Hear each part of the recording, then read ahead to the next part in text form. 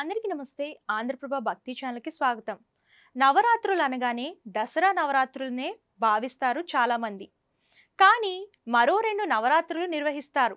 అవే మాఘగుప్త నవరాత్రులు, ఆషాఢంలో వచ్చే వారాహి నవరాత్రులు. శరణ్ నవరాత్రుల్లో 9 రోజుల పాటు ఆ దుర్గమ్మను పూజించినట్లే ఆషాఢంలో వచ్చే నవరాత్రుల్లో వారాహి అమ్మవారికి ప్రత్యేక పూజలు చేస్తారు భక్తులు. జూన్ 26న ఆషాఢ మాసం ప్రారంభంతోనే వారాహి నవరాత్రులు కూడా మొదలయ్యాయి.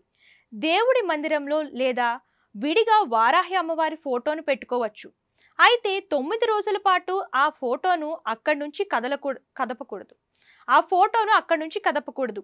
అయితే ఏ పూజ అయినా గణేశుడి ప్రార్థనతోనే మొదలవుతుంది. కాబట్టి ముందు వినాయకుడికి పూజ చేసి సంకల్పం చెప్పుకుని అమ్మవారి ఫోటోకు ప్రాణప్రతిష్ఠ చేయాలి. తరువాత షోడశోపచార పూజ చేయాలి. నిత్యం గణపతి ప్రార్థన పూర్తి చేసి అమ్మవారి పూజ పూర్తి చేయాలి. అదేవిధంగా మొదటి రోజు పెట్టిన దీపం 9 రోజుల పాటు అఖండంగా వెలుగుతూ ఉండాలి. ఒకవేళ అలా మా వల్ల కాదు అనుకునే వాళ్ళు అసలు అఖండ దీపం పెట్టొద్దు, నిత్య దీపారాధన చేసుకుంటే సరిపోతుంది. అలాగే కలశం పెట్టుకోవాలా వద్దా అనేది వారి వారి ఆచార వ్యవహారాలు, పూజ పద్ధతులపై ఆధారపడి ఉంటుంది. అలాగే ఈ నవరాత్రుల్లో ఉదయం నుంచి సాయంత్రం వరకు ఉపవాసం ఉండి సాయంత్రం దీపారాధన చేసిన తరువాత అమ్మవారికి నివేదించి ఉపవాసాన్ని విరమించాల్సి ఉంటుంది. వారాహిదేవి నవరాత్రులలో ఆ అమ్మవారి అనుగ్రహం పొందడానికి కొన్ని నియమాలను పాటించడం మంచిది. ఈ 9 రోజుల పాటు ఇంట్లో శాకాహారమే వండాలి. ఉల్లి వెల్లుల్లి వంటివి తినకూడదు. కేవలం సాత్విక ఆహారం మాత్రమే తీసుకోవాలి. పూజా సమయంలో అఖండ దీపం వెలిగించడం మంచిది. దీపం నిరంతరం అంటే 9 రోజుల పాటు నిలకడగా వెలిగేలా చూసుకోవాలి. అలాగే గణపతి పూజ ప్రతిరోజు పూజను మొదలుపెట్టే ముందు పసుపుతో వినాయకుడిని తయారు చేసి పూజ చేయడం మంచిది. ప్రశాంతమైన మనసుతో పూజ చేయాలి. ఇతరులను ఏ కారణంగానూ తిట్టడం, కోప్పడడం చేయకూడదు.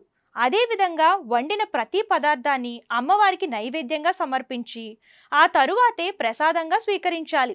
అయితే తీపి పదార్థాలు, బెల్లం పానకం, పాయసం వంటివి వారాహి అమ్మవారికి ప్రీతికరం. అలాగే పూజా మందిరాన్ని ఉన్నంతలోనే శుభ్రంగా, మంగళప్రదంగా ఉంచుకోవాలి. వారాహిదేవి మూల మంత్రాలను జపించడం, వారాహి స్తోత్రాలను పారాయణం చేయడం ద్వారా విశేష ఫలితాలు పొందవచ్చు. కూర్చునే జపం చేయలేకపోయినా పనులు చేసుకునేటప్పుడు కూడా మానసికంగా జపం చేసుకోవచ్చు.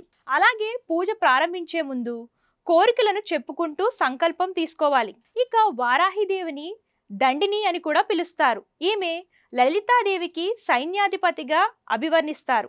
అందుకే వారాహిదేవి అమ్మవారి ప్రస్తావన లలితా సహస్రనామంలో కూడా ఉంటుంది. ఈ అమ్మవారిని భక్తి శ్రద్ధలతో పూజిస్తే జీవితంలో ఎదురయ్యే అడ్డంకులన్నీ తొలగిపోతాయి. ముఖ్యంగా శత్రు భయం ఉండదని, జ్ఞానం సిద్ధిస్తుందని నమ్మకం. అలాగే కుండలిని శక్తి జాగృతం అవుతుందని భక్తుల విశ్వాసం. దేశవ్యాప్తంగా చాలా వారాహి అమ్మవారి ఆలయాలు ఉన్నప్పటికీ ఒడిస్సాలోని చౌరాసి, వారణాసి, మౌలాపూర్లో ఉన్న ఆలయాలు బాగా ప్రసిద్ధిగాంచాయి.